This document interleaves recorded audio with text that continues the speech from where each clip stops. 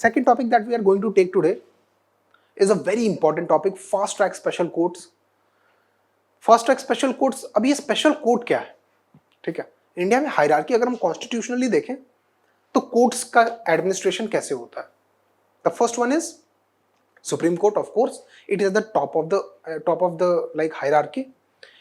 उसके नीचे high courts, फिर उसके नीचे सबऑर्डिनेट कोर्ट्स.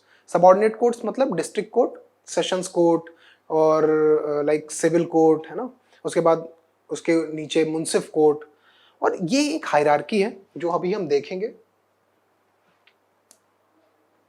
ठीक है, सबसे ऊपर सुप्रीम कोर्ट, फिर हाई कोर्ट्स, फिर district court. District court is having two parts. The first one is civil court, the second one is sessions court. Civil court में सिविल मामलों की सुनवाई होती है, सेशंस कोर्ट में क्रिमिनल केसेस की सुनवाई होती है, लेकिन कहां? डिस्ट्रिक्ट लेवल पे. ठीक है, तो fast track court, although it has been represented below it, but fast track courts are those courts which are like you can say यहां पे एक फास्ट ट्रैक कोर्ट. ठीक है, fast track court that means fast track court is a type of district court. Okay, तो fast track courts का formulation हुआ year 2000 में सबसे पहले. तो इसका मेन पर्पस जो था वो लोअर जुडिशरी को उसके बर्डन से रिमूव करना, पहला एम. दूसरा एम था to provide speedy justice. Speedy justice मतलब faster, because speedy justice also forms the part of right to life. Article 21, justice delayed is justice denied. To address this issue, what happened was 11th Finance Commission recommended the formation of fast track courts. Now we will try to understand the basic governance of courts in India. ठीक है, because this is a very important topic. Fast track court समझना बहुत important है, because it includes a lot of scope in understanding the judiciary, the administration of justice in India. That is what we are going to do here. Understood? Now first of all, Supreme Court. Supreme Court is supreme. Okay? अब Supreme Court के बारे में दो तीन चीजें important हैं. The first one is Supreme Court is the guarantor of the fundamental rights in India. The first one is the Supreme Court is guarantor of fundamental rights in India. और final interpreter of fundamental the constitution कौन है? Supreme court. यानी constitutional court कौन सी है? Supreme court. Constitutional court high courts भी हैं, because they have been created through constitution. But अगर हम इस रेस्पेक्ट में देखें कि which court is having the final authority to interpret the constitution, that is called supreme court. Okay, supreme court के नीचे हाई कोर्ट. अब सुप्रीम कोर्ट में एक इंपॉर्टेंट चीज है, जब when we say that supreme court is the guarantor of the fundamental rights. Okay, तो guarantor of the fundamental right में एक सबसे इंपॉर्टेंट आर्टिकल है article 32. Article 32 says that article 32 provides right to constitutional remedies. मतलब अगर आपका कोई भी फंडामेंटल राइट वायलेट हो रहा है, ठीक है, तो you can seek a remedy in the court of supreme court. ठीक है, अगर आपका कोई भी फंडामेंटल राइट वायलेट हो रहा है तो you can directly approach, directly. That is the court is having original jurisdiction. ठीक है, original jurisdiction with respect to fundamental rights. Original jurisdiction का मतलब ये होता है कि you do not have to, अगर आप फॉर एग्जांपल इंडिया के किसी डिस्ट्रिक्ट में रहते हो और आपका फंडामेंटल राइट वायलेट हो रहा है, तो you do not have to go through this process. ठीक है, you can directly go to supreme court and you can petition the supreme court to protect your fundamental right. This is called the guarantor of the fundamental right. Supreme court is the guarantor of the fundamental right. इसके अलावा कोई concept नहीं है. This is one of the most fundamental, most important concept in Indian judiciary. Understood? तो यहां पे original jurisdiction है, मतलब it can directly here the case of violation of fundamental right. लेकिन एक सेकंड इंपॉर्टेंट चीज इसके बारे में यह है कि although it is original jurisdiction, it is not exclusive. Whenever we say original and exclusive jurisdiction, we mean that that special court can only take cases with respect to something. तो fundamental rights में you can directly, fundamental right में अगर आप कोई individual हो तो you can directly approach supreme court, you can directly approach high court as well, ठीक है।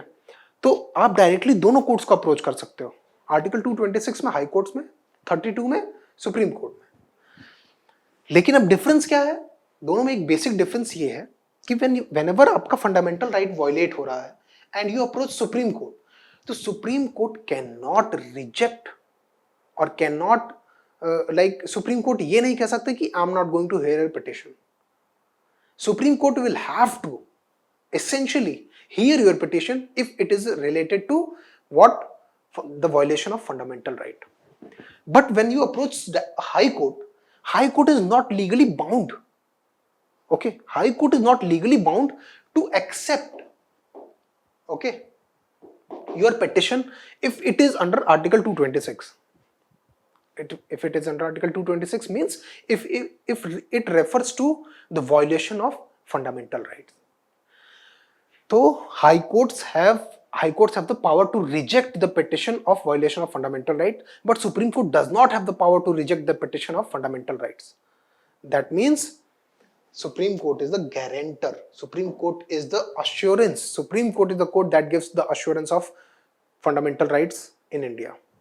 ठीक है, तो ये हो गया बेसिक अंडरस्टैंडिंग कि सुप्रीम कोर्ट और हाई कोर्ट कैसे फंक्शन करते हैं और मतलब बेसिक हमारा कॉन्स्टिट्यूशनल कोर्ट्स और कॉन्स्टिट्यूशनल एग्जिस्टेंस का मीनिंग क्या है। और इसका मीनिंग क्या है कि constitutional these courts have the power to interpret constitution, ठीक है।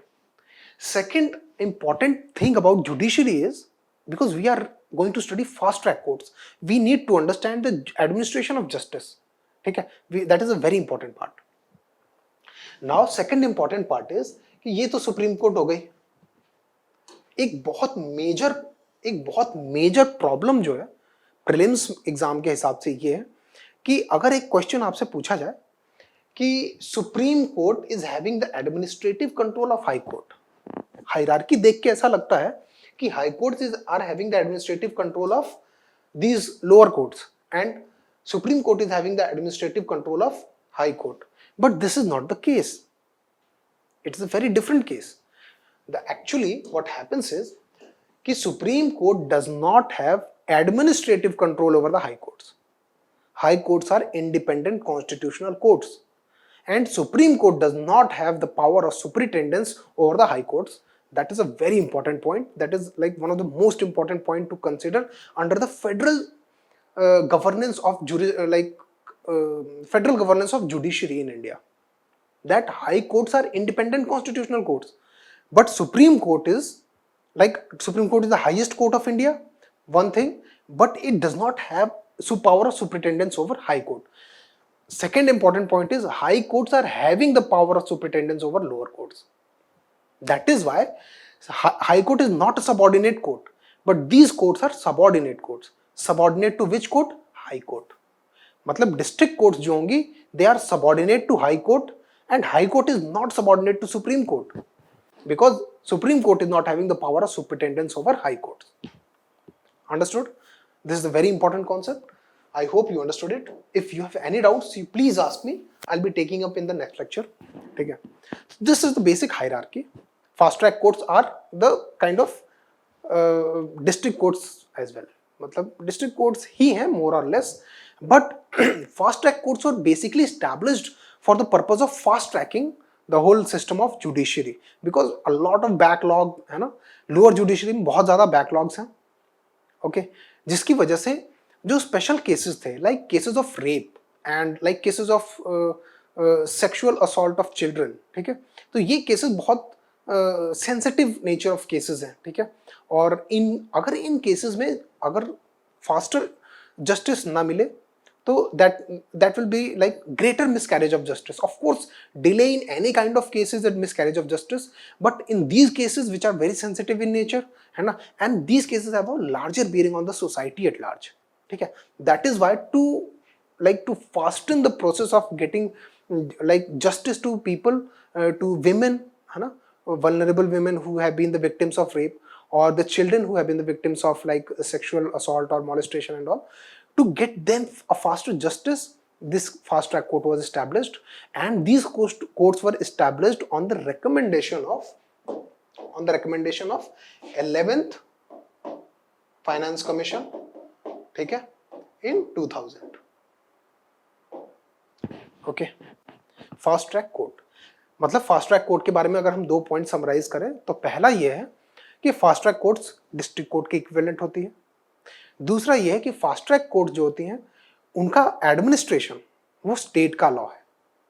This is not what I have told you earlier, I have not told you this, but you should understand that high courts के नीचे वाली जो courts हैं वो state के administration में आती हैं, ठीक है।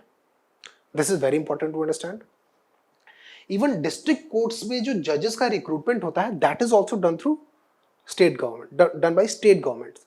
अब प्रोसेस ये है कि हाई कोर्ट के जजेस रेकमेंड करें तो, but most of the states have formed a procedure that people will be recruited through an examination that will be conducted by State Public Service Commission for judiciary judges के लिए, district court या district judges के लिए.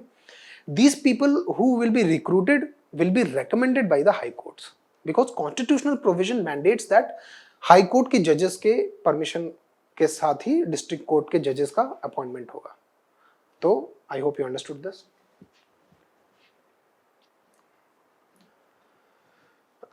Okay. Now, why in news? Because union government has extended this centrally sponsored scheme. Now, यहाँ पे एक और important चीज समझने वाली है कि this is a centrally sponsored scheme. When we talk about a scheme मतलब it is not having a permanent presence. It depends on it depends upon the will of the government which is sponsoring it. तो यहाँ पे दो चीजें important है. The first of all is कि the administration या to implement this fast track court scheme the prime responsibility belongs to the state government, ठीक है। जो प्राइम रिस्पॉन्सिबिलिटी है वो स्टेट, पानी दीजिए, वो स्टेट गवर्नमेंट्स की है, not central government. Central government की प्राइम रिस्पॉन्सिबिलिटी नहीं है ये लोअर कोर्ट से एस्टैब्लिश करना। क्यों? क्योंकि इस फास्ट ट्रैक कोर्ट्स इक्विवेलेंट किसके हैं? डिस्ट्रिक्ट कोर्ट्स की, और डिस्ट्रिक्ट कोर्ट्स का एडमिनिस्ट्रेशन किसके अंदर है? स्टेट गवर्नमेंट के अंदर। Understood? I hope you understood it. So good. Now it is a union government. Now if it is a scheme run by central government or state government, तो union government का क्या role है यहाँ पे, right? तो union government has started a scheme. Scheme मतलब a special kind of intervention. जहाँ पे central government will be providing funds to the states who are going to implement the fast track court in their own jurisdiction. Like UP government has recently started around 70 fast track courts for the faster resolution of this rape and child POCSO को, जो POCSO law है, prevention of child sexual offences.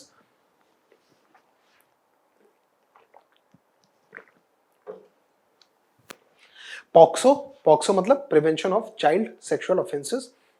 It deals with the cases of sexual violence against the children, ठीक है।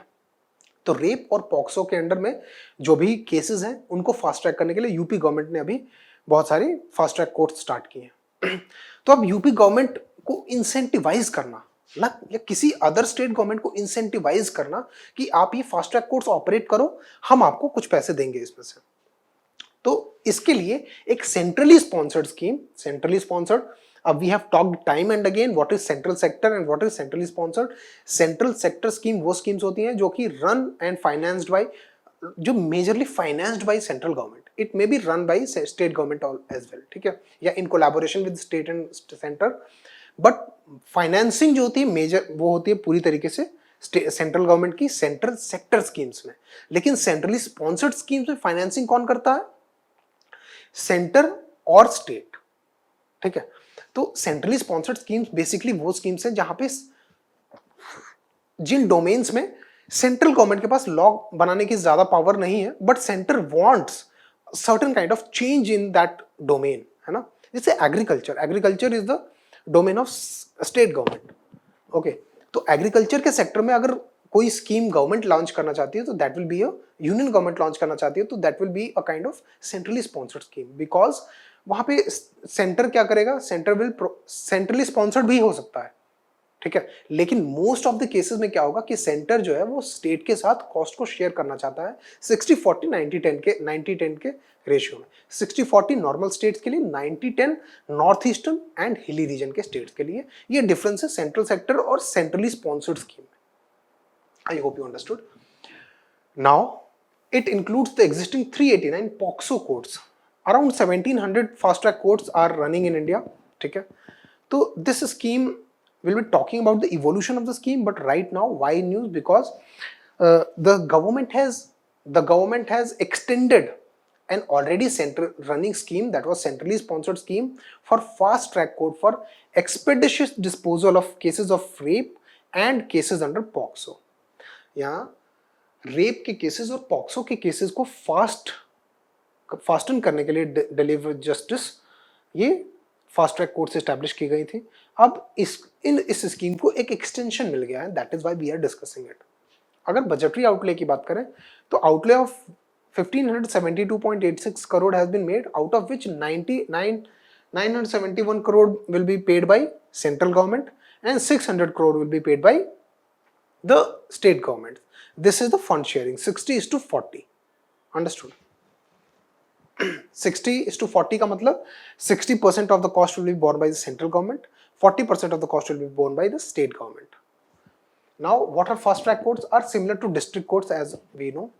They are specialized courts dealing with some special law like POCSO Act, है ना, या IPC में 376, 372 dealing with the rape. Okay, they are like other subordinate courts. Subordinate court. When we are talking about polity, lexicology is very important. What kind of words you are choosing in your answers, that becomes very important. Shall और will का बहुत ज़्यादा difference पड़ जाएगा अगर आप दोनों में से कोई एक वर्ड चूज कर लो, ठीक है। That is why whenever you are writing answers even for polity, it is very important that you focus on the kind of vocabulary you are choosing. और उस अच्छी vocab चूज करने के लिए जो कि polity से related हो, it is very important that you read again and again the books of polity or the cases, ठीक है। So again we are back. They are like other subordinate courts and are under the superintendence of high courts. Setting up of subordinate and fast track courts is a jurisdiction of state government. मतलब state governments का prerogative है कि वो ये fast track courts run करें. Okay? We understood this whole process. Now evolution of fast track court. In 2011 Finance Commission की recommendation पे पहली बार फास्ट ट्रैक कोर्ट्स बनाई गई। फिर 12th फाइनेंस कमीशन ने इसको एक्सटेंड करने का रिकमेंडेशन दिया 2005 से 2010 तक, ठीक है।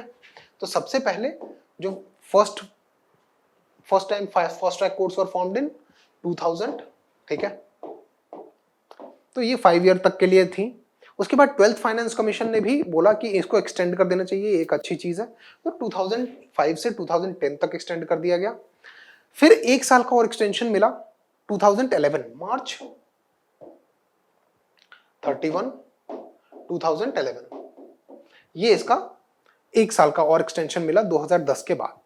उसके बाद 2010 मार्च 31, 2011 के बाद government as a policy decision decided not to fund, central government decided not to fund any fast track courts any more. Okay, तो दैट डज नॉट मीन कि फास्ट ट्रैक कोर्ट्स को बंद कर दो। दैट मीन्स कि state government should itself fund the whole the running of fast track courts. Okay, तो अब वहां पे एक ब्रिजमोहन लाल versus Union of India, it is a very important case with respect to the fast track courts. Brij Mohan Lal was a journalist. He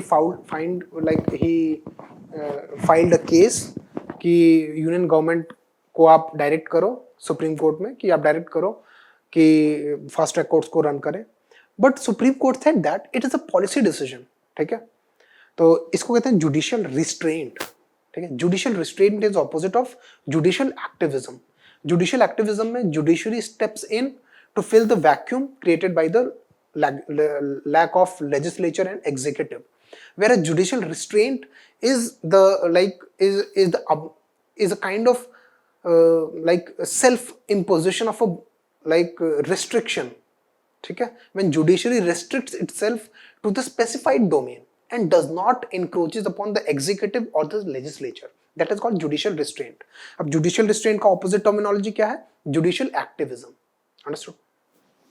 तो judicial restraint करते हुए supreme court ने कहा कि we can not it is good thing fast track court should be run, it should be financed, but we cannot make a policy decision here. Supreme Court is not the right place to make a policy decision. It is best left to the legislature and to the executive.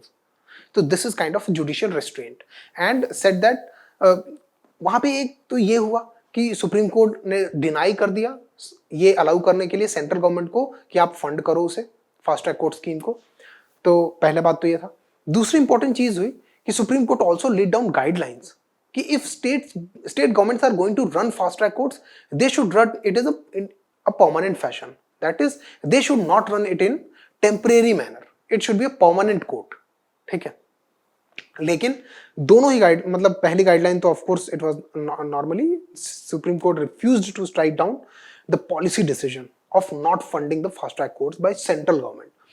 But supreme court की जो दूसरी guideline थी कि states should run the fast track courts in a permanent fashion, that was not accepted by any state government, and most of the state governments were running fast track courts in a very casual manner. Since October 29, the Department of Justice of the Ministry of Law and Justice, ठीक है, Ministry of Law and Justice, अब देखिए again we are having a department, Ministry of Law and Justice का Department of Justice, like Ministry of Finance का Department of Financial Services, Department of Revenue.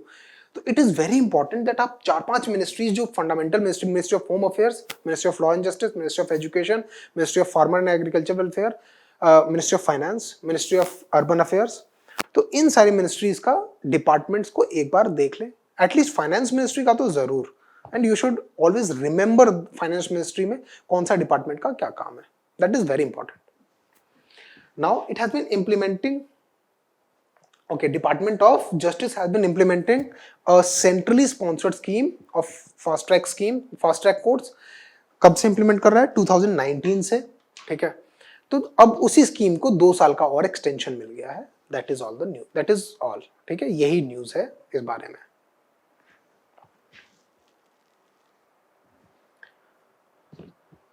Now, अभी तक तो हमने ये देखा कि फास्ट ट्रैक कोर्ट्स क्या है, फास्ट ट्रैक कोर्ट्स इवॉल्व कैसे हुई इंडिया में, फास्ट ट्रैक कोर्ट्स का डोमेन ऑफ ऑपरेशन क्या है, ठीक है। नाउ वी विल सी कि what is status, how have the fast track courts been performing in the country.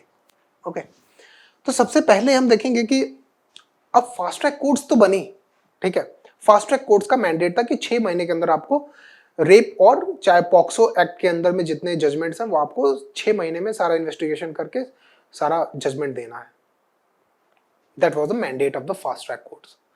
But सबसे important चीज थी कि fast track courts were not made through any statutory law. They were not made through any statute. ठीक है, they were run as a scheme.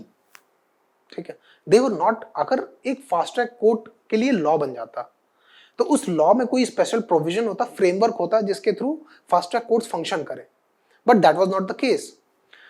तो state governments ने अपने states में अलग अलग तरीके की फास्ट ट्रैक कोर्ट्स रन की हैं। We are going to observe कि how successful have these fast track courts been, ठीक है।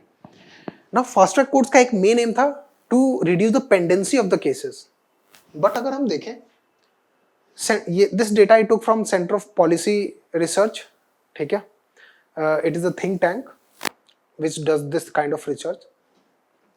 तो अगर हम पेंडेंसी ऑफ केसेस देखें, ठीक है, तो pendency 82.583% have been cases are pending. Okay, this is for Karnataka only. ठीक है, but this presents a wholesome picture about the country as well. कि 516 cases are pending. मतलब convictions कितने हुए हैं? Only 2.88%. Again, conviction rate of conviction has been low in normal cases also. In normal courts, जो rape और ये sexual offenses वाले cases हैं वहां पे rate of conviction is very low, ठीक है। There are many reasons behind it. The first, the most important reason is the victim turning hostile. मतलब विक्टिम और विक्टिम की फैमिली जो है वो बाद में डिनाई कर देते हैं कि any kind of such incident actually took place. उसके पीछे मेन रीजन ये है या तो force, okay, the person who has been accused is intimidating the victim. दूसरा मेन रीजन ये है कि the person who has been accused is most of the time a relative. Okay, most of the time is a person who has known that victim from a very close quarter, ठीक है। तो ऐसे cases में जो sanctity of family system और ये जो relations की सैंक्टिटी उसको मेंटेन रखने के लिए, अब सैंक्टिटी तो मेंटेन रह नहीं पाएगी लेकिन हाँ still for the sake of words, तो उस चीज को मेंटेन रखने के लिए most of the time what happens is the victim turns hostile. Hostile का मतलब द विक्टिम डिनाइज कि ऐसा कुछ हुआ था even after filing the case. Okay, तो still pendency is again very high. Now special code for child sexual offences में convictions, this was about the rape cases, है ना, this was about the child sexual offences. Child sexual offences में convictions only 7.2% and 92.8% acquittals. Acquittal का मतलब the person who was actually accused was freed of the charge because of the lack of evidence या the victim turning hostile, the child turning hostile। तो the fast track courts का मतलब ये हुआ कि ये कोर्ट्स तो बनाई गई थी स्पीडी जस्टिस के लिए, but have they been successful in providing speedy justice? I would say no, that has become a speedy injustice. Okay, a speedy injustice, injustice at a faster pace, okay, because you can see 92.8% is the acquittal rate। acquittal is not pendency। pendency का मतलब होता है कि cases अभी pending है, acquittal का मतलब the person has been acquitted of all the charges and has been set free, मतलब the person who has accused of sexual offense has been set free।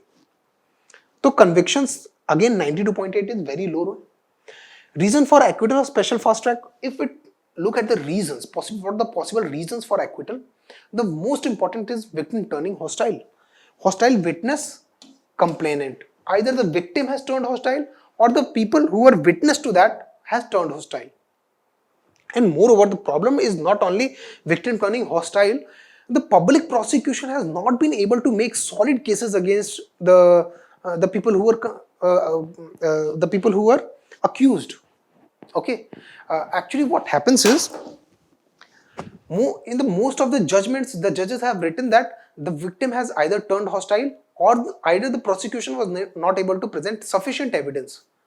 Okay, that means very important judgment or very important observation from Main's point of view, if we see, is that the very important observation is it is not important to set fast track courts only, ठीक है, it is only one dimension of giving the speedy justice। if we talk about the speedy justice, okay, as a fundamental right under article 21, ठीक है, तो establishing more number of courts, establishing fast track courts is not the main thing to do। it is of course one of the important things, but it is not the only thing। what we need to actually do is we need to focus on prosecution,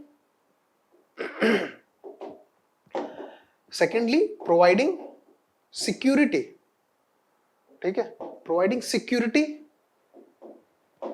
to the witness as well as the complainant and victim, third is proper provision for medical care, fourth is proper provision for rehabilitation of such victims।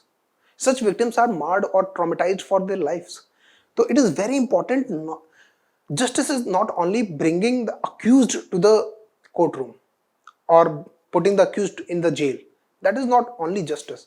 justice should be wholesome in the sense that people who have been traumatized for their life, they need rehabilitation, medical care and all।